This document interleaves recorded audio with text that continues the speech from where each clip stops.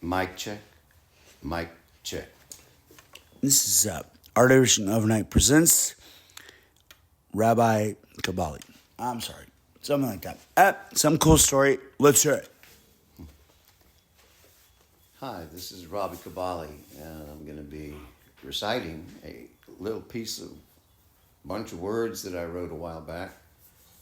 Took me about almost 46 years to actually get it to the point where I'm ready to share it with you.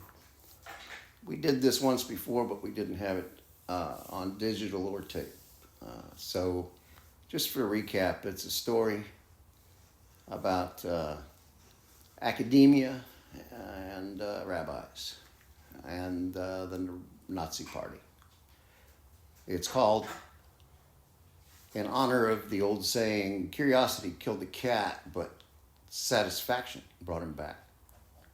The title is Of Curiosity and Cats.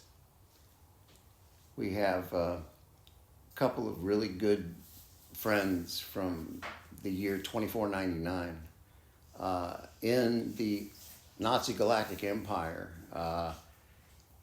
Hartmut Hochschuler is the chancellor of the Berlin University of Berlin, and in Berlin, but it is on probably 1,700 planets now. And his good friend from college, Michael Gutluck, who has managed to win the Rabbi of the Year contest because after the World War II was over, about 100 years later, they started having Talmudic debates because there was no Jewish culture to offend or either the Nazis or the Jews. There were no Jews, but German academics had fun with this, studying Jewology. So by the time you hit the year 2499 of the Thousand-Year Reich, 995 years into the Reich, actually, Michael Gutluck has won Rabbi of the Year 18 times in a row. He has now bullied his friend Hartmut into providing the funding to complete the building of a time-traveling contraption. I'll just use that word. And as he actually wants to send his friend Michael back to 1938 Germany, because Michael, first of all, desperately would like to meet a living rabbi. Who wouldn't after winning Rabbi of the Year 18 years in a row? And he also would very, very much like to meet the only one and only historical Der Fuhrer, the only man ever capable of actually leading the Reich in person. And at the moment that Hartmut flips the switch and sends Michael into the past, the Gestapo break in and arrest Hartmut because they are looking for Michael to arrest him because they know that the Nazi Party has wanted this technology. And Michael had said he would give them the technology, but after his excursion into the past. Poor Hartmut. And in the same aforementioned instant that Hartmut is arrested, in a slightly altered space-time continuum, Gestapo Colonel Michael Gutluck staggered and swayed slightly on his feet before catching his balance by gently grasping the side of a brick wall at the corner of a building in central Berlin, which housed, among other things, a pastry shop, until it was destroyed by a nearby blast from an Allied bomb in 1943. Michael strode the 12 feet to the door of the pastry shop, walked in, and began to grin at the sound made by the little tinkling bell above the door. How adorable, he thought, how quaint. Mein Gott, how real. Real! Michael had single-handedly redefined reality. He took a deep breath and exhaled slowly. He walked over to the counter, glanced into the case, looked up at the young lady who was eyeing him a little apprehensively, and calmly ordered one Berliner. She caught his eyes and an infectious smile, and she smiled back, and she said, 3 Reichsmarks, bitte. Colonel Gutluck winked at her, pulled a crisp 10 Reichsmarks bill out of his wallet, and told her to keep the change. She blushed, twinkled, and dimpled, saying, schönen Dank. Colonel stuffed half of the antique delicacy into his mouth, clicked his heels together, gave her the party salute, right elbow bent, right forearm vertical, right palm facing the party being addressed, and sweetly quipped, "Bitte schön, Fräulein," spun 180 degrees, and walked out of the shop. Michael almost couldn't believe it himself. He had done it. Now he began to consult his meticulous notes, although surreptitiously, since he was using a device for a notebook that would not be invented for another 9 centuries, and hailed a cab. Almost instantaneously, a taxi stopped in front of him with a screech of tires. The driver sprinted around the vehicle, opened the back door, and gave him the party salute with an energetic "Sieg Heil!" As the cabbie stared at him for a few moments, Michael realized what was happening. What he had considered pompous political posturing was, at this time in history, absolutely mandatory in all situations. As he perfectly returned the salute to the cabbie and took his seat in the back of the cab, the thought crossed his mind, wouldn't Hartmut be extremely proud of me now? He smiled smirkingly. However, at this point, parallelically speaking, Hartmut would be practically comatose from rage, fear, and frustration. Michael told the cabbie that he would like to be driven to where he might find the president of the Reichsdeputation of the German Jews, Rabbi Leo Beck. The taxi driver looked at him through the glass window, almost hesitated, and then barked, "Yes, sir, instantly, sir." As he rode around the city, a glorious Berlin, which he had only seen before as two-dimensional representations, some in black and white and others in color, Michael finally had a chance to marvel for the first time at the amazing success of his project. He wondered, if only for an instant, what expression Moody had had on his face whenever he was, or actually whenever he will be. The cab driver stopped the vehicle in front of a truly large and imposing building. It was built of cut stone, roughly 3 stories tall, with an exquisite stained glass and topped by a large dome. In a few prominent places, Michael recognized the 6-pointed Star of David. He was also keenly aware of some recent whitewashing on a graceful wing wall, and internally wrinkled his nose at the idea of whatever sort of graffiti had previously been there. He glanced at the meter, handed the driver a 20 Reichsmark, and then, without any ceremony or returning the salute, he simply walked up the stairs and knocked on the front door of Berlin's largest synagogue. After 3 or 4 minutes, he knocked again more stridently, and after another 5 minutes had elapsed, he pulled on the door, and somewhat to his surprise, it opened easily. He walked into the dark building and waited for his eyes to adjust. At the back, as he expected, on the eastern wall, there was a ornately carved wooden ark with a beautiful tapestry in front which covered the Torah scrolls that were inside, and atop the ark, he noted with satisfaction the flickering Ner Tamid, the eternal candle. With a start, he realized that a young man was watching him from behind, near the doorway that he had entered from the street. He turned around slowly to the teenager and greeted him with a smiling nod and casual wave. The youth stood transfixed, made of stone or salt. Michael thought, protocol be damned. "Hi there, good afternoon, how are you doing?" He took a couple of steps toward the young man and held out his hand, not in a salute, but rather in the eternal greeting of peace, waiting for a handshake. The teen continued to stare at him as if he were an apparition or a ghoul. The thought suddenly crossed Michael's mind that perhaps he was experiencing some sort of phase distortion as the result of his not yet fully discharged residual 900 years of temporal energy. Perhaps he was pulsing in and out of the exact moments of interaction with this young man as the young man perceived them. There were some stray elements in only one of his equations that implied this problem might occur. He walked forward one more step and asked aloud, "Can you see me?" The boy suddenly lurched into consciousness and motion and hesitated. And then, with the air of somebody throwing all caution and sanity to the 7 winds, he blurted out, "Of course I can see you, you strange man. Do you think I'm blind?" He immediately froze again, and pure panic showed on his face. Michael made an enormous effort to bring this poor young man to some sense of well-being. "I'm extremely sorry. I really do apologize. I understand how awkward this may seem, but I'm extremely sincere. I thought perhaps I was temporarily invisible, that is to say, socially or politically. Obviously, I don't think you're blind. By any chance, do you know where I might find Rabbi Beck? I have some questions for him about the Rabbi Akiva and some sections of the Mishnah." The young man fell backwards against the front door and slid to the ground with the gentle grace of someone whose blood sugar has bottomed out. Mishnah, the rabbi, Akiva? Who are you? I apologize, Your Honor. Sir, I meant to say... At this point, Michael decided that caution was something meant for people like Hartmut. Listen, I know that you'll find this terribly difficult to believe, but I have succeeded at becoming the Rabbi of the Year for almost 2 decades now. And I really wish to talk with the Chief Rabbi of Berlin. And unless I've been misinformed, it has been several centuries since the information was collected. I'm sorry, I just thought it was Rabbi Beck.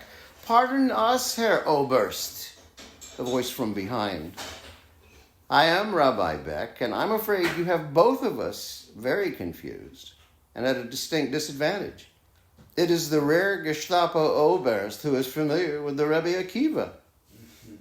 A distinguished gentleman in his mid-60s strode towards Michael and passed him by and knelt down next to the teenage boy at the front door. He helped him to his feet, linked arms with him, and together they approached Michael. Michael, this is surprised, and having bitten back the urge to respond immediately when he heard his own name, the Oberst took the young man by his right hand, gently shook it, and simply said, Michael? Michael. My name is also Michael. You may call me Michael. And Rabbi, may I call you Rabbi? If wonderment, astonishment, fear, and humor could be reflected in one facial expression, it was absolutely evident with Rabbi Beck. Michael, it is getting late. You should go home to your parents so they shouldn't worry about you. I will see you in the morning and we will continue your bar mitzvah lessons. Go on now. I will be just fine. Don't worry about me. Shalom. The rabbi pushed open the front door and scooted the young man out onto the front porch with a couple of pats on his shoulder. After making sure that the young Michael was safely on his way, the rabbi closed and locked the door and turned around to address the older Michael. So, what can I tell you about the Rebbe Akiva? Michael asked if the two of them might go to the rabbi's office. Rabbi Beck thought that was a grand idea, so they went back to his study. Once they were comfortably seated, the rabbi asked the colonel if he would prefer tea or coffee and what he would like in the beverage. They mutually decided on schnapps. After these pleasantries were arranged to satisfaction, they sat facing each other for a few moments as if they were both elder statesmen from 2 countries that used to be arch enemies and had somehow miraculously made peace with each other. The expression on Michael's face was a symphony of joy as he looked around the great room at the thousands of books and scores of scrolls. He marveled with rapt attention at every detail and quietly enunciated the Hebrew and the Yiddish on the spines of those books that were within 3 to 4 feet of where he sat. Rabbi Beck watched him quietly while sipping his peach drink. 10 minutes had moved along, and then he finally asked him the question, so, Nu, this visit is not really about either the Rebbe or the Mishnah, is it?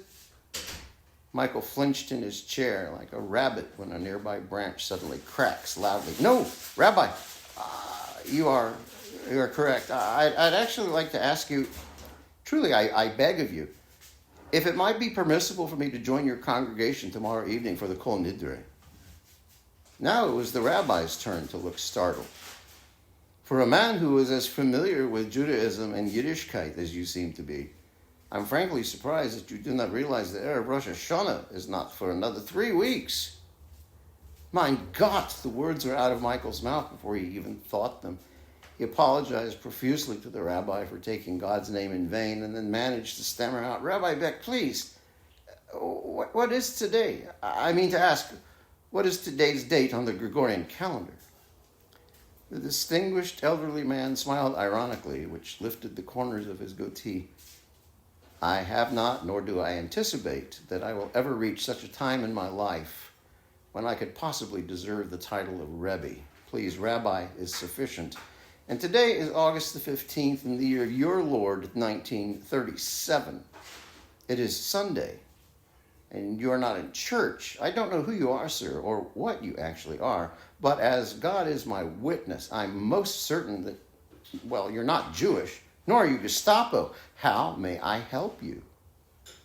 A cold sweat broke out on Michael's upper lip, and he fidgeted most uncomfortably in his chair, like a drop of water in a skillet of heated oil. His mind was racing so quickly that if it had been a machine, it would have burned up on the spot with sizzling sparks and dark fumes of black smoke rising dramatically from within him.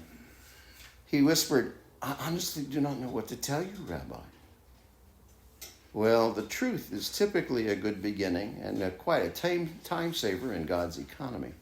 The rabbi smiled gently and reached over and patted Michael on the forearm to comfort him. "Rabbi Beck, I'm a scientist. My name is Michael Gutglück. I'm a German. I've come from a time and a place where the only human beings that exist are Nazis. Yet I've never been a Nazi. Please believe me, it's quite difficult to explain. For the last 4 decades of my life, I've only dreamed of 2 things: meeting and studying Judaism with a rabbi, a real rabbi, and actually having an opportunity to either meet or simply to see my Führer. I am from Berlin. I teach physics in Berlin, but my Berlin is radically different from yours. Rabbi, I am lost, at least temporarily. Might I stay? Or could you hide me somewhere in your synagogue, at least until after Rosh Hashanah?" The rabbi gazed upon him, his lips moving silently in prayer, his brows knitting an Afghan. Almost a full half hour went by, followed by a ghostly, reluctant smile. At last, Rabbi Beck spoke. "Michael, how poignant. How strange of God to send me a Gestapo Oberst who is certainly no Nazi. Yet you are absolutely the archetype of an Aryan, a German's German. Michael, the archangel who guards God's people Israel. Michael, if you only knew how many hundreds of Jews have come to me personally over the last 5 years, pleading and begging with me to hide them or to get them out of Germany. And those who are certain that this insanity of your beloved Führer will pass, or those who are equally certain that this madness will crescendo and accelerate into the worst disaster my people have ever known in all of history, save only the murder of the newborn males during the time of Pharaoh. Yet here you sit with me, seeking a city of refuge. My God, what shall I do?" The brilliant professor of theoretical physics could say nothing. His mind could think of nothing. For the first and only time in his life, he understood that his keen mind and incredible intellect were absolutely no help to him, to the rabbi, to the young bar mitzvah student, or to anyone, Jew or Nazi. For the first and only time in his life, he felt emotions stridently different from pride and certainty. He placed his face into his cupped hands on his knees and sobbed ceaselessly. The rabbi wordlessly listened to him cry. After little than a quarter hour had passed, he laid his hand gently on the back of Michael's head and tenderly asked the only question that seemed relevant. "No?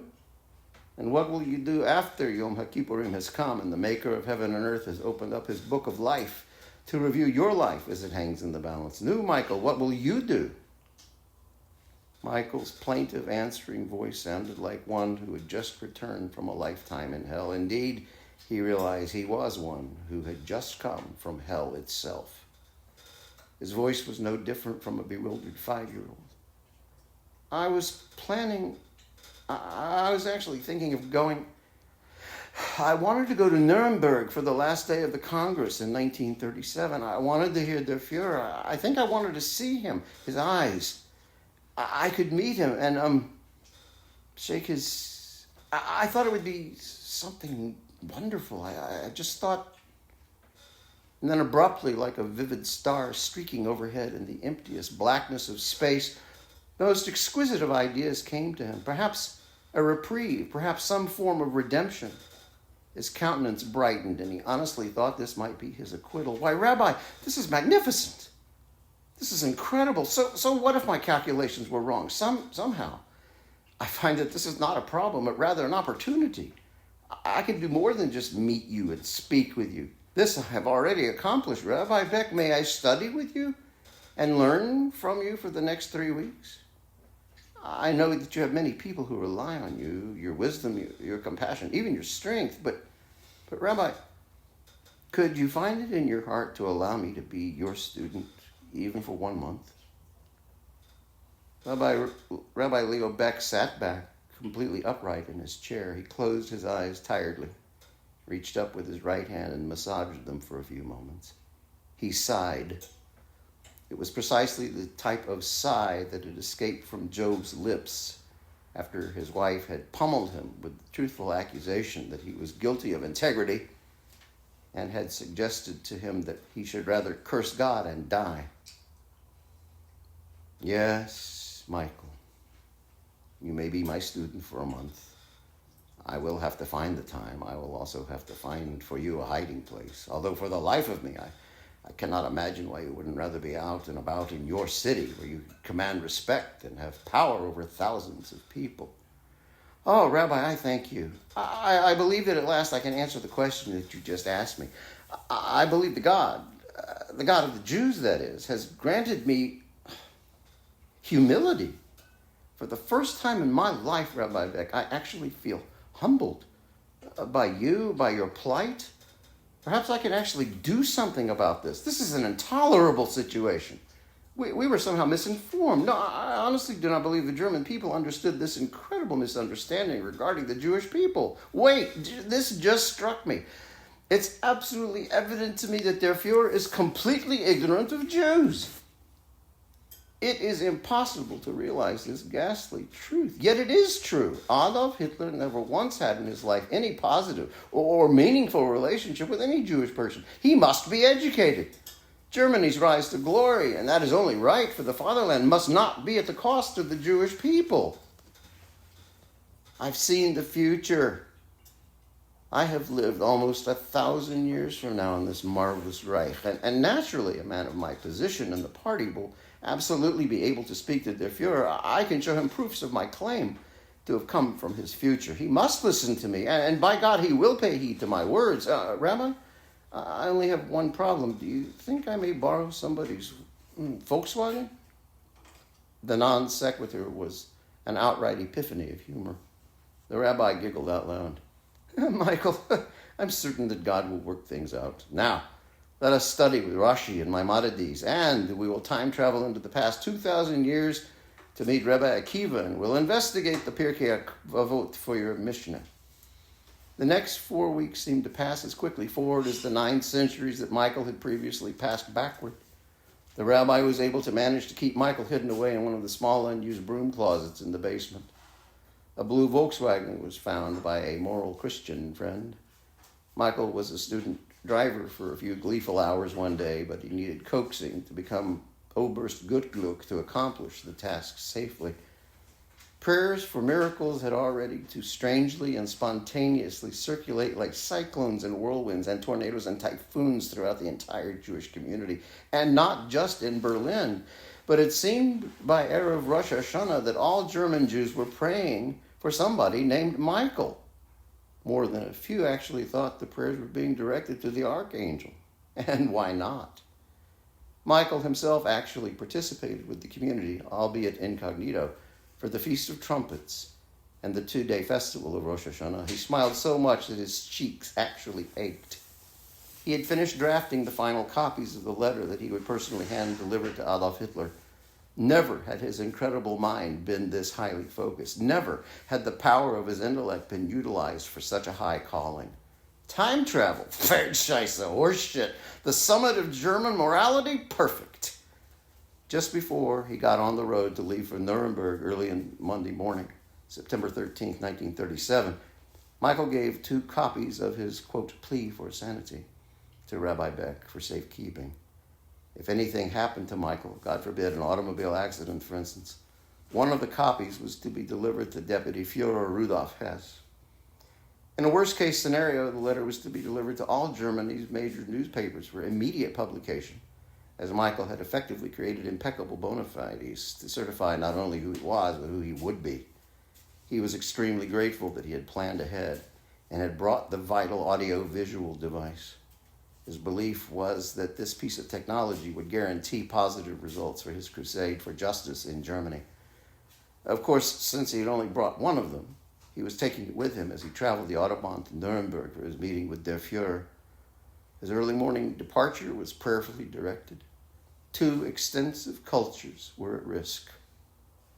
Just before noon, He was showing his identity papers to the lower-ranking Gestapo personnel who were flanking the outer approaches and ring roads to the Zeppelin field just southeast of Nuremberg. The closer he got to the rally point and the actual Congress, the more often he had to show his papers. When he reached the field completely covered with parked cars, he showed his papers to an extremely grumpy, suspicious Gestapo Capitan who kept insisting that a man of his rank should have a military-issued vehicle, and more than likely, he should have a junior officer acting as his driver. The pompously irritating Gestapo Capitan was actually ignoring him completely now and striding over to a Wehrmacht communications truck to verify his identity. Michael thought back through his years of experience, with laughing behind his hand at the behavior of ostentatious, overbearing colonels and generals, and decided that he could certainly give as well as he had ever gotten. He placed his hands on his hips, snapped out the commands to halt and stand at attention that the best Oberkommando Feldwebel ever bellowed out on any parade ground, an obstacle course, or battleground. Halt, Achtung, stillgestanden, where in the name of Goebbels' Turkey do you think you're going, soldier? If you have a problem with a Gestapo Oberst driving his own Volkswagen, an automobile endorsed by the Führer himself or the people of the Third Reich, then I suggest you turn in your bars and your stripes and your uniform and rejoin the Hitler Youth. Get some decent training for your sloppy mind, and you might have one half a Jew's chance of acting up indolently with some Aryan thought processes. I demand that you give me the name of your commanding officer this instant, or I will personally follow my friend Hermann Goering's golden baton and shove it so far up your ass that your eyeballs will pop out and used by the Luftwaffe for forward reconnaissance. Do I make myself clear, Capitan? Of course, that was all it took to remedy the situation. Michael triple-checked the Volkswagen to make sure he had retrieved everything out of it that he might possibly need on his quest. After he verified that it was locked, he gave his abashed Capitan one long, last, and lingering dirty look, and then began to advance with a swagger in his full dress black uniform toward the 3 10-story swastika banners on the back of the dais at the far end of the Zeppelin field. The closer he got to the parade grounds, the more excited he became. It was impossible to count how many tens of thousands of people were already here. This was what Germany was all about. Not genocide. National pride. A formation of Me-109s flew overhead and 500,000 people screamed for joy. He could see at least 5 Zeppelins orbiting the area. He felt absolutely exhilarated. This was what he had dreamed of since he was a boy. He could hear some loud explosions and an almost continuing popping sound, along with puffs of black and gray smoke drifting. Somewhere behind those humongous swastika emblazoned flags, the Wehrmacht was going through its paces, practicing a tiny blitzkrieg. Then, between the 3 pillars, he saw it. The Zeppelin-Weise. Der Führer was in that airship. Now, all the plans and hopes of the last 4 weeks were coming to a culmination, not to mention the 58 years of his life prior to this. Was it prior or 900 years in the future? Irrelevant. He had rehearsed in his mind several times during the drive down to Nuremberg just exactly when and how he would approach the Reich Chancellor Führer. Now that he was actually here, the tumult of people and the quantity of security personnel, including police, military police, and squads of Gestapo foot soldiers and officers, made him reconsider some of his previous plans. Michael sat in the shade of a grove of linden trees and pondered exactly where he needed to be later in the evening in relation to the speaker's podium to be able to approach Herr Hitler, as the rabbi referred to him. As the afternoon light waned, dozens of families began to gather in the midst of the trees where Michael was seated. A few of the men had brought their portable grills and were cooking schnitzel and sausages. The smell of freshly boiled sauerkraut made his mouth water and again reminded him of his youth and his fantasies of actually being in this place at this time. No longer fantasy, reality. Feelings of utter patriotism were beginning to overwhelm him. Then Michael was invited to join 3 families who were sitting together for dinner. The food was delicious. He'd always been gregarious and sociable, and he had a formidable array of jokes, tricks, and stories that kept the majority of the adults and all of the children completely entertained and contented. He was home, cozy, snug, comfortable. Gemütlichkeit. Yes, that was the word. That was what was needed to be saved for the future of German culture. Listen, Yeah. we're getting a lot of calls, and they all are sending us a lot of money. Okay, sir. And we need to stack it all up in an offshore account. Okay. All right. And in Germany, I hope. Yes. Well, just a joke. We were thinking more like right there in Nuremberg. There's a big hole in the ground. We'll throw it in the rust, and I joke because. Do you think the story is flowing well? Well, sir, is the story flowing well? Yes, I think it is flowing effectively. Yeah, I still have your attention then. The fact that your story is moving me makes me want to take a break. Excellent. And let it kind of settle in. And I believe, per my contract from your audiobook label, it was at National Public Radio. Mm-hmm. How'd you get it with them? Hey, man, Really? give them a call. Yeah. Hey, hook me up. I don't know. Hey, you know man. she's actually Jewish and German. Her family. NPR? Yeah. The lady, Ann, from NPR. Oh, I thought you said Ann. Yes, Ann. No, this is Ann of NPR. This is NPR. NPR. Actually, it's that guy from Morning Edition. Apparently. Okay. Apparently, I don't know. I guess you anyway, here it is, sir. Here it is. Well, NPR. They said we got to wrap because they want you to come back. Only this time, the whole thing is going to be. Are we going to end up doing a 3-parter rather than a Well, 2-parter? actually, what they say right here. Apparently, this is Terry Gross. Oh, I know her. Is she another a Jew in yes. space or something? Well, yeah. She's had quite a few high. Is it Jerry Gross or Terry? Terry, a lady. Terry, T-R-R-Y. but it's a lady named Terry. Mm-hmm. Now, is she hairy? No, she's. Have you inspected? She's trim. I would say she's trim. trim. Okay, Trim. then okay. Anyway, well, it's what it says right here. It says trim. You must have been like okay. Anyway, sir. Anyway. Well, you know us writers, and especially us Jewish writers, we tend to be a bit clairvoyant. I think it's a prophetic thing. Sir, clairvoyant is my wife. Let's just keep Claire, that as I remember her. clairvoyant. Yes. Anyway, here it is. What she says right here is that. First of all, she wants to. What's that? She asked me to ask you this question verbatim. Oh, okay. She says, "Do you feel that this is one story? Because we already have now 2 parts and another part that we are actually literally we're less than 10 minutes from the end of the story. Mm-hmm. Yeah, Well, it says is. right here. It's a 2-part. She says right here that What happens in Germany in the future, and what happens in Germany in, the fall of 37. Well, it says, oh, wait. What's this? It says, clairvoyant says, bring home strawberries and chocolate or don't come home. All right. Well, I Is had that you or KY me? jelly on my list. Tingling for her. And Wait, healing is that, for him. is that, wait, she said blueberry flavored. Anyway, here it is. Yeah, that's for you. Here, Yeah. Look, all I do, I just get paid by National Public Radio. And that's, Understood, if they don't pay me, then. Well, I used to read for the blind. Well, sir, I am blind.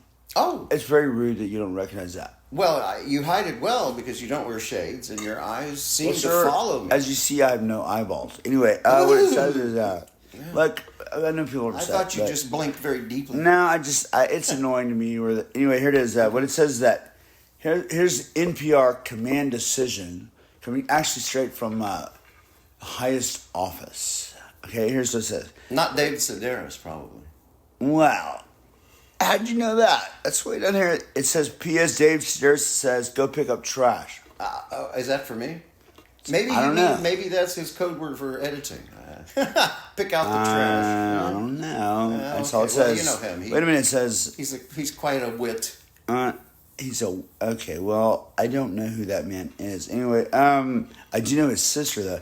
Anyway, it says right here, sir, we have made a command decision that here it is. Ready? Mm-hmm. Okay. It says here, Terry Gross, NPR command headquarters, in an undisclosed location in a bunker under the NPR tower. It says right here. We feel this. This is what it says. look, don't kill the messenger, right? I just read. Yeah, well, I really actually can't read because I'm blind, but this actually came to me through my Braille fax. okay, all right. Braille fax. Yeah, well, they can lay that shit on pretty thick these days. Like to see them do that with a printed email attachment.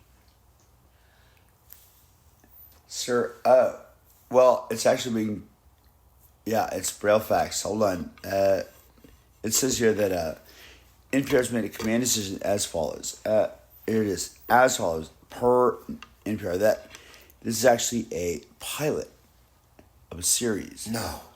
On either Netflix, Apple Plus, Amazon Prime, HBO, the continuing adventures Showtime. of the time traveler? Well, it says right here that you, sir, have already established the universe and that they're going to bring in about 30,000 more Jewish guys who want to write more stuff. So that makes sense in today's political climate. The idea is that you're kind of the George R. R. Martin.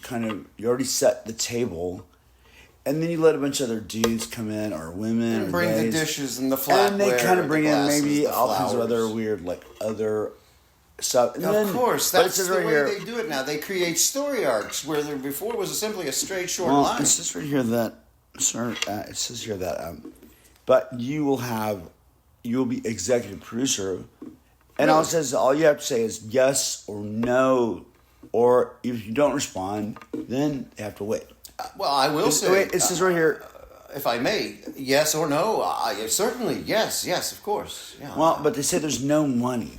Understood. I'm used to that. I'm a pauper. I'm the only Jew in the world who doesn't know how to handle money. But it does say the entire thing is that what's that? They're doing a fundraiser for Harvey. Harvey, the guy with the rabbit? The puka? No, the guy in jail. Oh, Mr. W. So Yes. it's really up to you. Didn't they name the hotel the W after him? Well, what happened, I actually was there that night. Let's say W means who? Who? Doctor Who? Yes, he also traveled. I don't think he's a doctor because he sure didn't know his way around Well, he's a PhD. woman's body. Well, you know how that goes. Sex is not a toy, obviously. Well, sir, this is a G-rated broadcast. Absolutely, and it's a G-rated story. Well, we could have some RPG moments in this. Well, you're gonna have to take that up with old Cherry Gross. So, sir, well, listen, we're already over time. Okay. Listen, Are we still live? We are. See that weird look? Yeah. Let me show you something. What? See, okay, let me tell you something because no one on planet Earth seems to understand this. I don't care who you're paying, how much you're paying, who's paying them, how many Grammys they have.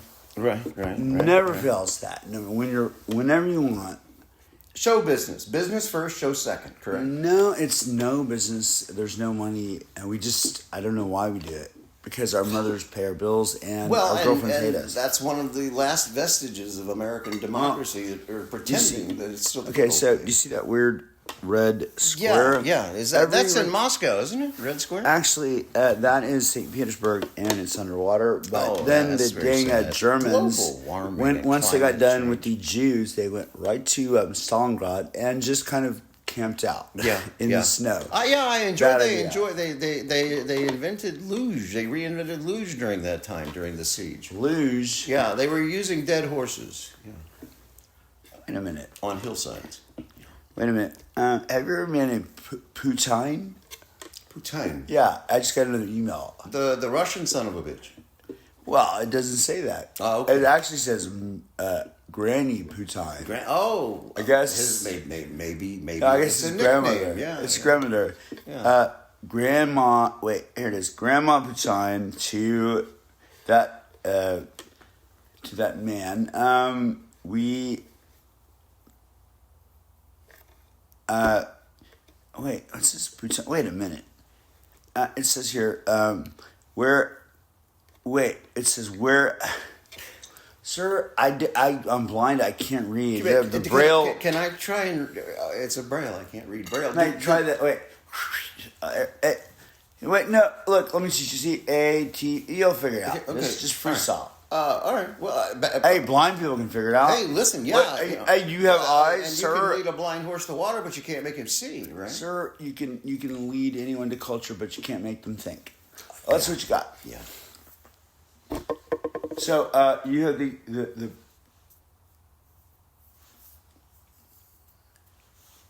what do you got? Oh, I'm going to say yes. Yeah, whatever they would like, because I do have the intellectual copyrights on the story. So if it ends up becoming as esoteric as it is, it might make a very small pocket audience movie one day. You never know. A pocket, sir. Do you have an? Sir, I'm sorry. Do you have an audience in your pocket? No. I'm hoping God does. He's funny with that with people. Sir, he'll pull a Jesus out. He'll pull out an Alexander the Great. You know how he is. Who's that guy? I don't know. Napoleon. He's short, isn't he? Sir. Yes.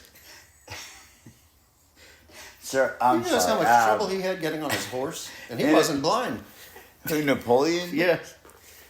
They had to pull his bone apart once. That was terrible. Sir. Yeah. Sir, I have a severe asthma. Is that my inhaler? Wait a minute. It's my inhaler. This is a vape, actually. Wait. It's caramel butterscotch. Does that work for asthma? Yeah. You want to try? Have you ever met a man named... I don't have cooties or AIDS. Have you ever met a man named Fidel Castro? Saw pictures of him. Kind of shaggy. Thought he was a rabbi once. Interesting. Well, that would explain a lot. He couldn't have been kosher. They had a Bay of Pigs, didn't they? Well, not so. Now, sir, possibly the Bay of Pigs. Mm-hmm. Let's just camp out in that word, if you wish, because already that's it. Actually, I know the CIA was disappointed. Kennedy was heartbroken. Sir, he made a joke about he chewed himself in the head and it upset him so much. I mean, I don't know if that came true historically, but irony abounds in human nature. Sir, are you calling Kennedy a pig or a bay? Bay. Now, is that B-A-Y or B-E-Y? B-E-I-G-H, ancient ruler of Turkey. Yeah. You understand? Are you talking about the Beige Bay? The Bay. I believe he originally was from the Bay of Bengal, which is south of India. Sir, are we talking about, when you say Turkey, do you mean the ottoman or the beanbag or the bird? A beanbag ottoman, actually. Interesting. Yeah. Well, sir, here we go. Uh-oh. There's Jeff Bezos. Oh, boy. He's an active listener. See that camera right there, sir? He's watching us on this. See the third camera from the left on the top to the right. With no lights on it. Yeah, well, but sir, I don't know. I can't see. But anyway, it's dark in the room except for the electronics. Sir, are you aware that Jeff Bezos is George Strait's cousin? Another Jew.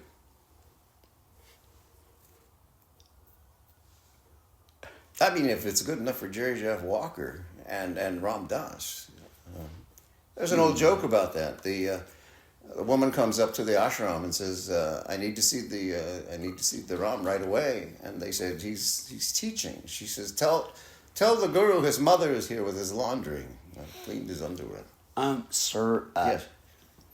That is my criminal lawyer on the phone, and my bankruptcy lawyer, and my ex-wife's lawyer, and I've just gotten a restraining order from my Texas wife. Okay, well, on the fact that you just suggested that George Strait killed Jesus. No, he killed Kennedy.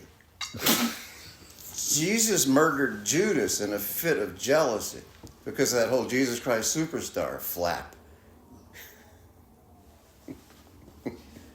Sir, Sir, it can be droll. Sir, if you are accusing Texas National Treasure, and yes, sorry, Texas is still a country. Let's get that right. Anyway, if you're accusing Texas National Treasure George Strait As long harming. as Greg Abbott is around, Texas will be safe. Sir, And babies. Wait, the sir, billions of are you in suggesting vitro embryos are going to live. Thousands, millions of them to reverse abortion. Sir, are you suggesting that current Texas office holder, Governor Greg Abbott, in that wheelchair, can keep anyone safe except for his... Wait a minute. Hold on.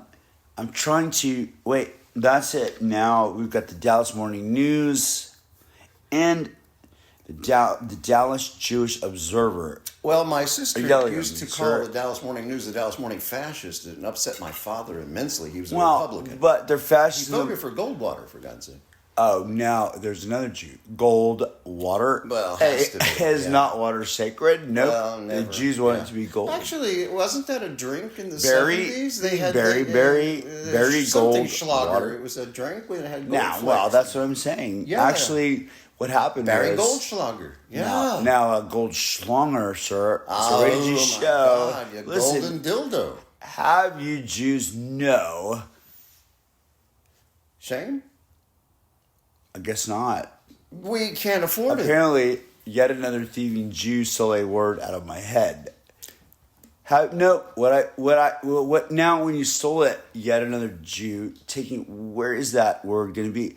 Have you no decency, sir? At long last, have you no decency?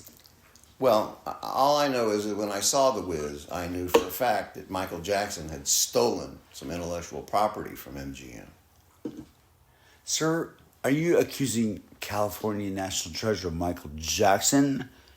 No. The pop star, the pop icon, icon. You know, not the pop icon. That's a different thing. That's Oh, sir. Now, okay. Now, in my other ear here, I have a message from Big... Sir, excuse me. Let me get my vape. Is the government involved in this at this point? Well... Have I reached some political line of etiquette? We're not even there because the entire federal government answers to Olive Oil, who is still upset about Bluto because they had unrequited love. And, sir, now who's yelling at me now is Big Spinach. Oh, wow. And they say you have accused Well, Olive if Oil. that's not a veiled reference to Jews having money, come on, spinach? Sir, you mean jazz cabbage? Well, hey, listen, with that pipe and that big nose, I always had my suspicions about Popeye. I doubt if he was uncircumcised. Sir, Popeye had muscles. Jews do not have muscles. Only after he had the money. The spinach. Yeah, it was a capitalistic thing. Look at all the propaganda Now, for sir, World War II. Sir, are you They calling... called them Japs and monkeys. Sir, are you calling Bluto Hitler? Well, his original name was Bluto. They changed it to Brutus later on in honor of Julius Caesar. Jew. Bluto? Exactly. Yeah. Sir, Brute. That was a cologne I used in the 70s or 60s. Sir, excuse me, a little bit too much Bob Marley listening today. Here it is, sir. Can I tell you something, my deepest secret? Sure. Okay, well, when I was 13 years old, I was a very lonely boy, wandering around with my tape recorder, trying to find Jews to tell me stories about the 1,000-year Reach. And that was a long reach. Let me Well, tell you. I still have not. I've yet to find their any, reach exceeded their grasp. That's for except sure. for Marvel Comic Universe. Wait, Yeah, I'm sorry. yeah. What was it now? But Brad Pitt in that movie, The Inglourious Bastards, and then in Fury, Brad Pitt all by himself could have taken the American army to Berlin at the end of the war. Sir, are you saying that Brad Pitt killed Jesus? I'm sorry, but that's it. Now I've got. I think Mel Gibson did actually at the end of the movie. Well, that's a stumper. No, wait, that was Stumper. That was wait, Bambi's friend. Billy Graham Jr. Yes. And Reverend John Hagee and Franklin Graham. They both said. I'm sorry. Yes, Franklin. Of course. Actually, Franklin is from Franklin Mint. Oh wow, we got it again. As in the tasty mint. Yeah. That costs a lot of money, but it's collectible. So, excuse me. Sir. Anyway, right there in South Austin near Bedichek Middle School when I was 13 years old. I was wandering around with my tape recorder, as I'm doing right now, trying to find somebody to tell me what does this mean. What does what mean? Well, I saw it right there scrawled on the sidewalk in chalk one time, and as soon as I read it, it began to rain suddenly, and I never saw it again. Are you somebody who might be able to answer what this might mean? Because I actually never did go to school. I'll take a stab shot. I'll My parents did not believe in any kind of school, and all I know is to see that weird red thing? Yeah, the square. As I said, yeah. I don't know, I can't do it. See that? No matter how much you pay or what they say, whenever you start, always say, push the red button. Push the red button. And you think they know that? Well, they learned that in the Cold War, didn't they? No, they learned to avoid the red button in the Cold War. And now That might explain it. Mrs. Putin's grandmother is here, we may need to use the red button. Sir, I have one question. If I did... Who's that? Hey, man, Sheriff. Mom, is that you? Mom? Is the sheriff your mother? Hold on, that would explain everything. Is your mother Travis County Sheriff Sally Hernandez? Yes, and she's running for re-election, and Greg Abbott has endorsed her. Is that true? She's an arch conservative, yes. Is she really? Fallen arches and all, yeah. Sure. Would you like me to produce a letter of correspondence between me and Travis County Sheriff Sally Hernandez? Yes. After her lengthy profile in the Austin Chronicle about how she's doing so much for women in Del Valle County Jail. And then I got a report from somebody. That might be a travesty. Hold on. Travis County, you see, there's the pun not there. so fast. Travis T, yeah. And that, Travis County, and all a big profile. Is piece. Austin the capital of Texas? Is Texas the capital of Austin? Sir, Austin is the capital of the Chairman Mao conspiracy communism theory of Travis County. I used to have a Little Red Book. No, that was a Little Red Wagon. You never read a book, No, that was sir. Spielberg. Do not say you read a book. You cannot read. That's the whole point. Wait, what's that? Oh, it's Helen Keller. Great. Do you remember how Helen Keller's mother punished her, right? She rearranged the furniture. Yeah. Sir.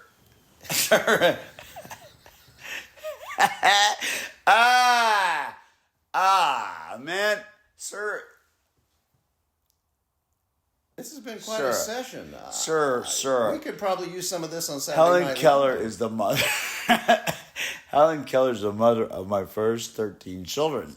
Wow. So, before you start judging her table manners, please be aware that she was born without sight, as am I, without hearing.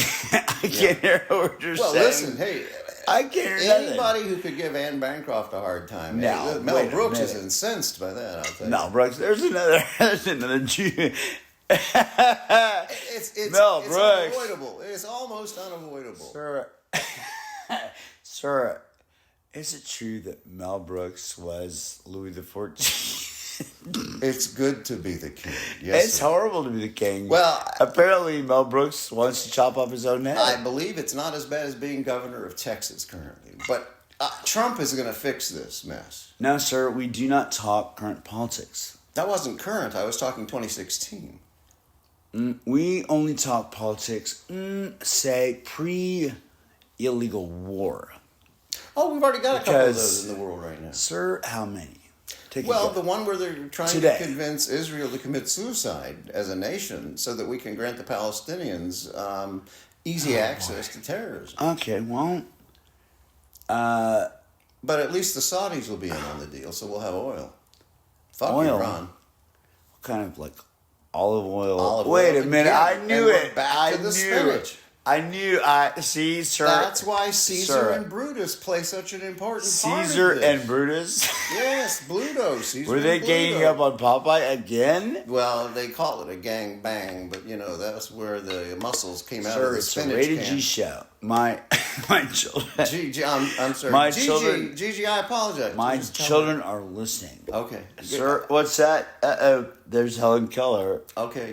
Tell her the Raven said never more again, and fuck it. Sir, she just got a restraining order against me. No, well, as long as I'm safe. Sir, Yeah. well, You could take a restraining order out against me, and I think that would probably tie this all up in a nice knot. Sir, is your wife named Farrah Fawcett? She's yes. Now that she's elderly, she needs Depends. Yeah, No, she's a leaky. Faucet. Actually, this is Farrah Fawcett the third. She says she's 22. God. Yes, actually, And she says she's my bride to be. She's my main squeeze. She says that's all over with. Oh. She says, look, can you read Braille? She doesn't like writers who can't read.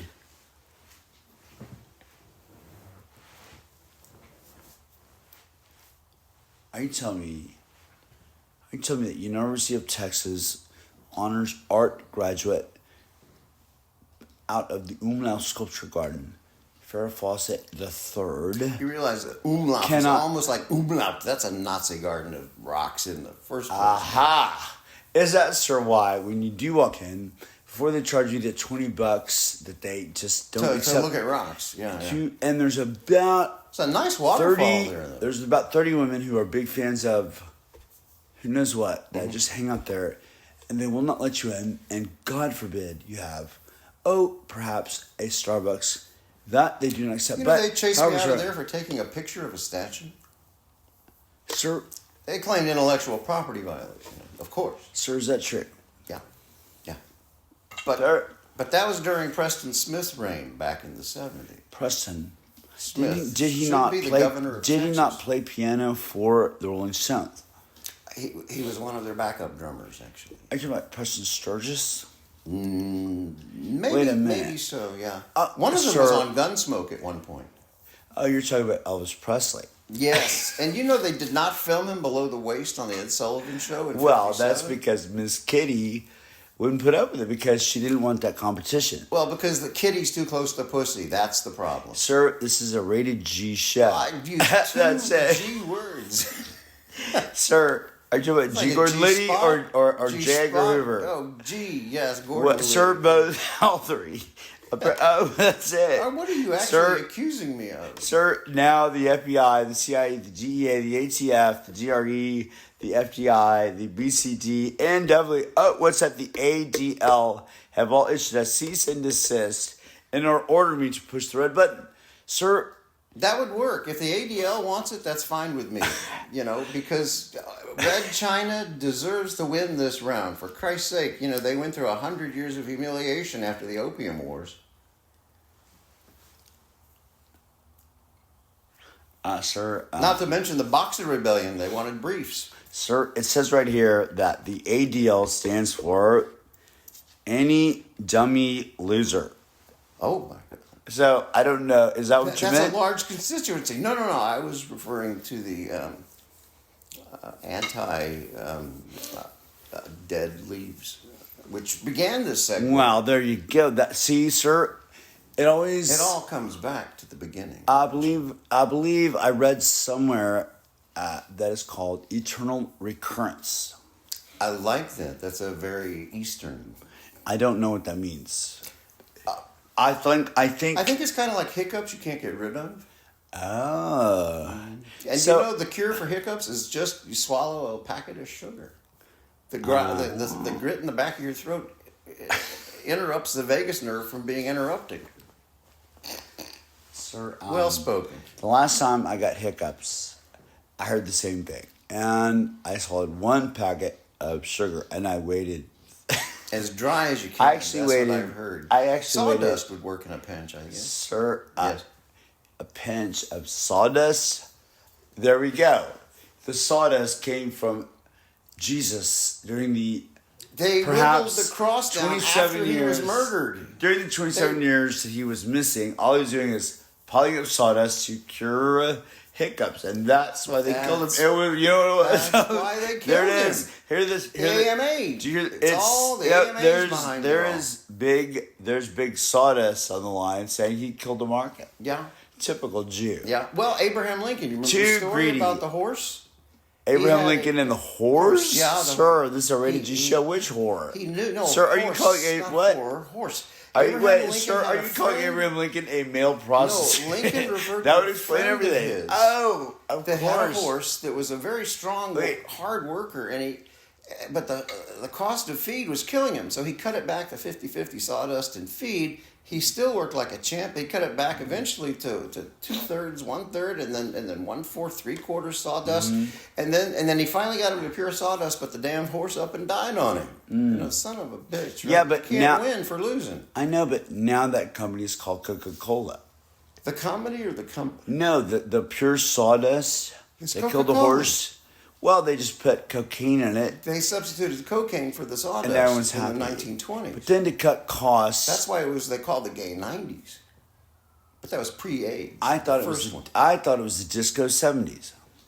That was the Bee Gees were there, so and Donald Trump was at Studio 51 all the Sir, time. are you saying that Barry Gibb killed Jesus? Yes, yeah. Sorry, I a little think- too much out. I think 420. Jesus heard the song "Staying Alive" once and just croaked. You know, it just killed him. Interesting. He should have said. He should have said And he that. said, "I'm trying. I'm up here. Somebody bring me a glass of water." Sir, Yeah. sir, are you saying that while our Lord and Savior, the only hope of salvation for all human beings who got nailed to a tree, while he was dying, with a thief to the left and a thief to my right, he looked right in the eye and said, I'll see you later. then he started hiccuping. Exactly. And that And then he is- started gnawing the cross. But you know, Oh, wow. If you're having Jesus actually wasn't murdered. He died of splinters. Sir, this is not a comedy hour. I'm sorry. Oh, there's Terry Gross. Oh, Terry. She says if you tell one more joke, she is going to quit. Well, the pun is the lowest form of humor, so Sir- I don't tell jokes. An Irishman will tell you that he who would pun would pick a pocket. So, wait, let me check. Sir, He who would where is pee my in a wallet? pocket would pick a pun, actually. Sir, he would pick a nose, would pick a joke. Yeah, you can pick your nose, you can pick your friends, but you can't pick your friends' pocket. Sir, does a pope pick his nose or does a... Shit. I thought that we just went PG again, yeah. Sir, are you telling me... Now, if Sir. this battery dies on us, are we in trouble? Will it? Now, sir, you need now, to save sir, this shit before now, it dies. yet another Jew stealing my job. Well, unfortunately, you have a PhD in battery microphysics, and me, well, Was battery assault not included? No, assault, battery not included. That was what it was. sir, well, I went right ahead and called the Apple Computer Corporation, got right through to Steve Wozniak, Okay. and he said that he thinks... Wasn't he Jobs before he changed his name to something Polish? Well, he had to get a job. Yeah. You know that story? No. Well, very simple. No deal. One day, there was a guy walking around, and he said, I need a job. So he thought, what's the best way to do that? His name was actually, sorry. I was yelling to get that. Yeah. Vagrant. Hey, Vagrant. Are we still being watched by Bezos over there on number 3? Oh, no, wait. What you want to do is look down 5, down 3, to the right, left, LZ. Hey, think of it as a Scrabble, okay? Picture it as like a Scrabble. So, right now you're looking at there, but look, kind of go down for it. And, just see that on the left. Yeah. Actually, wave, be nice, wave. There's a little Wave. green light. No, that's an airplane. You know that is right outside. there. I'm sorry. You know that's right there looking at you. Sir, that is a high resolution infrared 24-hour IRZZ piton 2 lot 8. Wait. XY dash That was- FZ IP camera. those were designed Gina's by looking the at you Chinese right now, military. sir. Gina's looking at you right now. Mao? No, just wave. Oh. That's your next ex-wife. Yeah, I've Now- always wanted to meet her. Well, you're pretty safe. There's a meter in music, there's a meter Sir. in tone, but the best way to meet her is to Sir. meet her alone. That camera, I don't know if you can tell. Hey, let me go ahead and light it up. See the red one right there? Yeah, yep. Well, pretty soon you're going to be red, a real one, because that is your next ex-wife. Well, okay. The first time. I'm afraid I'm getting the shrilkies about your battery now. Is it Sir, less than 5? Sir, are you one of these kids who likes to lick batteries? Are you trying to write the Matrix? You can actually have an orgasm if you put a battery up your penis. Sir, keep it rated G. Well, that's science. Science. Yeah, science has no rating. Oh. Well, it Did says you see Don't Look Up, by the way, last year? It says right here that your next ex-wife says that the first time I'm sorry. See, I'm not training this. I'm really asking questions, and if you hear me laugh, I'm actually choking Actually, I'm choking on my own ignorance. Wow. Okay, anyway, because I was actually raised in Bengal. Anyway, it says right here that They're the Bay, yes. It says right here that your next ex-wife will only meet you at your insanity trial. and she says, she's one to talk. Wait a minute. Hey, hold on. Let me wait. Reply. Yes. What? And she says, you ain't seen nothing yet. And give me all the money now, sir. Looking at you, sir, I'm guessing you don't have a nickel in your pocket. The Russians tell you ain't seen nothing yet. That has been the misinterpretation over Wait a minute. It says right here, signed Svetlana Putin. That's her. Sir, I believe you're tangling with the wrong tango. She's Melania's first cousin. Oh, now, sir. That's it. What? Sean Hannity says we're live. Okay. Say hi, Sean. Well, I'm out of time. I have an Uber waiting outside to take me to the Padre. I want to watch the rockets take off from SpaceX at Brownsville. Sean Hannity says, do you agree or... Sorry. Sean Hannity says, do you agree or disagree? I've always disagreed. Sorry. He said you're wrong, and they cut to a catheter commercial. Okay. Sir, do you wish to sponsor a catheter company? There are about 800 and they're all on Catholic catheters. Oh. What's that? Who's that? Priests and nuns are Who is the Pope? They've got Who big is crucifix on. Who is the Pope? I think he's a guy from South America at this. Is he another guy who killed Jesus? Probably. It sounds like it. He's been trying to bring him back for a return engagement at Carnegie Hall. Wait. Stand-up comedy. I can illustrate. I've seen one of the gigs. I can't draw. What do you mean illustrate? You can't see, but imagine this. You can feel the vibrations in the air. Jesus before, Jesus after. I see. Now, for our listening audience, what he did was do it slowly. Now, he's doing the correct cross, his arms out. Okay, right. And describe it for our blind listener. All right. Imagine an airplane. Imagine a biplane because sir, he's not. Let's keep it straight. No buy this. No buy. Nobody wants to buy nothing but a catheter on this show. Okay. However, we do like the Catholic catheter. The Pope says that's a lot of money. Yeah. Now, will the Catholic catheter buy you an indulgence? Since we've outlawed abortion, there will be more children in the world who use those catheters. Oh. So, are you saying that all children need a Catholic catheter? I think eventually they will, yes. And we can eventually reverse the human genome and have the foreskin be gone during pregnancy. So it will rule out all circumcisions from here on forward. Sir, as far as I know, I only have one skin. Yeah. Are you we have forearms. Oh. Well, as you can see, sir, We're insects. 4 arms, 2 legs.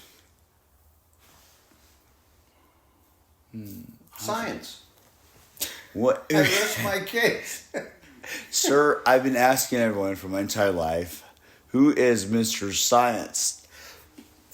Everyone says, I believe in science. I say, who is that? No one will answer it. There used to be a cult of scientists. And it was a religion. It was a belief. It was founded, actually, ironically enough, by Sir Francis Bacon. I love bacon. It Do you have any bacon? But Einstein never had a problem with Sir Francis Bacon. No one will give me bacon. That explains everything. Well, you need nitrites in your. Sir, eat a hot dog. So, sir, first of all, that's sexist. But Let's go right ahead. Apparently, science is sexist. So, Well, it is. They first of believe all, in genders. secondly, Francis is not a man's name. That is a woman's name, like Francis McDormand. Or Francis the Talking Donkey. Or Francis the country that conquered everyone. Napoleon was from Francis. There you go. We're back to Oh, Napoleon again. are you telling me that Napoleon chewed It's a sawdust short subject. to cure hiccups? That explains everything. All right, well, sir, let me ask you this. Now, my battery, listen, sir, well, my battery says 7%, which... That's a good number. That was Sherlock Holmes' 7% solution. Remember that story? That was how much interesting. cocaine he used for his injection. 7%. Are you talking about how much Coca-Cola he drank? Yes, Sherlock Holmes. Ah. Dr. Watson was Dr. Pepper before that. Well, then they're both from Waco. Yeah, and Dublin. Which is, Wait. it's good odds. It's Are you telling me Dublin all that the time. Ireland is lost in Waco? Those are good odds. Okay, well, in that case, I suggest you and I walk. I lost the case. I'm sorry. Sir, Your Honor, I move that the entire testimony be stricken and that this so-called witness be held in contempt and locked up in Palestine prison, Texas.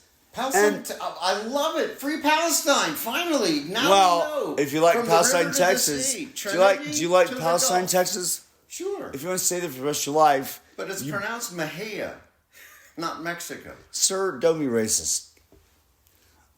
Mejia is my ex-wife. I mean, you really don't want to get her on. Hold on, Mejia. I just don't want to meet another woman named Shoshana. That's all. Wait a minute. Is it Shoshana, or Shoshanda, or Shatunta, or Rwanda, or is it Pam? Well, I'm not sure anymore, but there's a black couple that I knew who had a daughter, and when you looked at her name, it looked like the abbreviations for Los Angeles with a hyphen in between them, and I asked them how to pronounce it, and they said Ladasha. Now, sir, when you say the word black, is it a color or not a color? It's not a color. It's a concept that has a lot to do with History Month. History Month. History. It's like Poetry Month. Poetry Month? We have a month of poetry.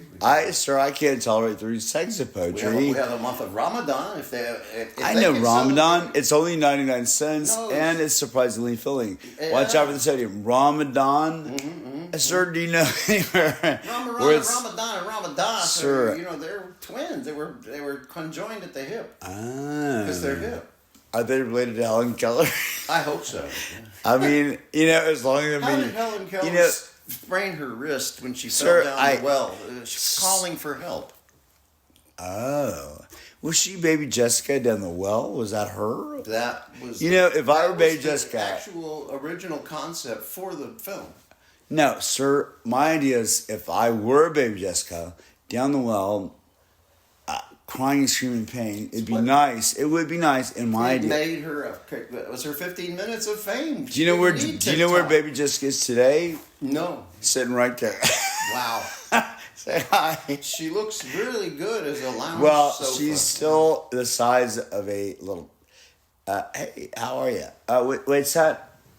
I'm sorry.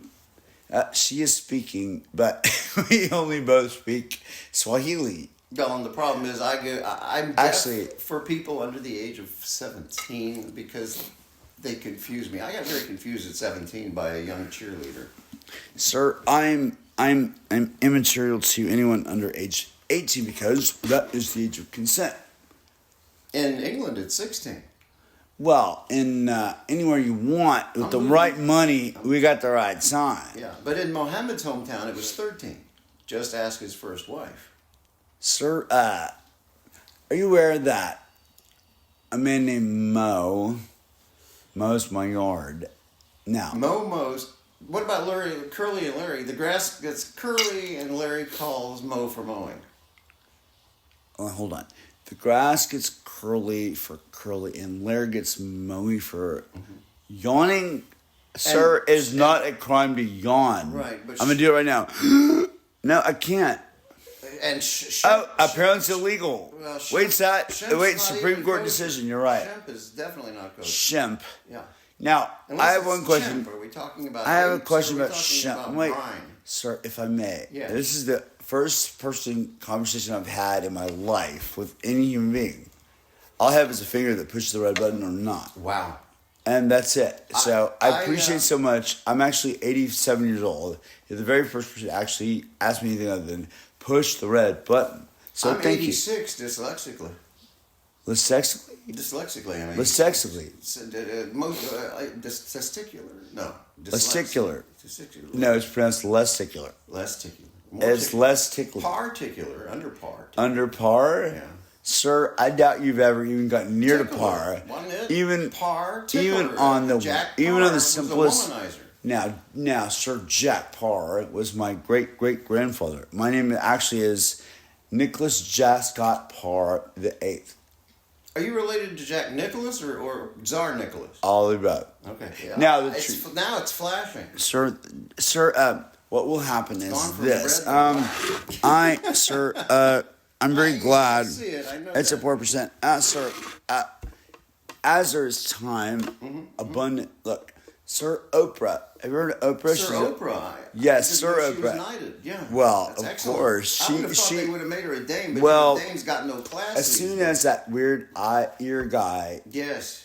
got to be king of the world, England guy, Yeah. he said right away, I'm going to knight Oprah, make her damn Oprah. She's She already said, rather dark, so well, that's the whole knight point. the dark. So he called her intern, who never called him back because her intern I used was. to get the words intern and intestine mixed up. Intestine, intern, and Sir, it's internal. I very seriously, internal I medicine. very Intestinal. seriously doubt you've ever passed a test in your life. The only time I did Not was even when once. my one attempt to be quarterback, I passed a test and nobody fielded it. Sir, a typical Jew, you don't want a quarterback, you want twice a quarterback. And I'd rather own the team. Isn't that what I'm supposed to say? I've learned on that the from team, You. Thank you. Yeah. we don't let Jews own any sports teams in America. That's why I'm moving back to Israel so I can commit suicide nationally. This has been brought to you by the Dallas Jew Boys. Hey, this is rwrushing. Who are you, man? Robbie Kamali. Robbie Kamali. Where can we, I'll tell you what, if you want to get in touch with old Robbie Kamali, London stage trained weirdo, who totally, I just jumped out of the blue when he's so happy with his story. Man, did you have fun? I'm still having I'm having a blast. We're going to do this more. Are you naturally high? Yes, sir. Where's the money?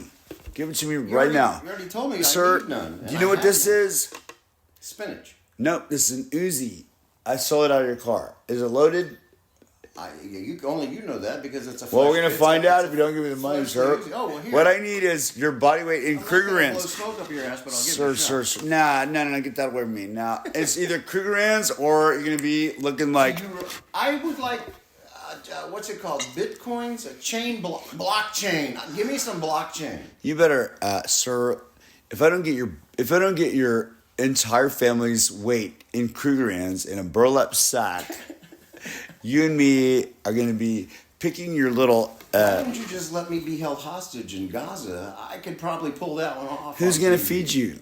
Where's the money? Where's the now? That's too much money. Benny Thomas's family in Lebanon. They'll Benny, do are something. you talking about Benny Hanna?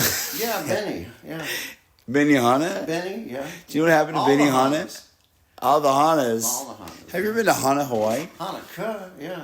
Oh, wait a minute. Are you telling me that Hanukkah was founded in Hana, Maui? No, Hanukkah murdered Jesus. He had 8 days. Oh, it was Hanukkah who murdered Jesus, and he had 8 days to do it. He was Hey, supposed that's to not come cool. back in 3. He lasted 8.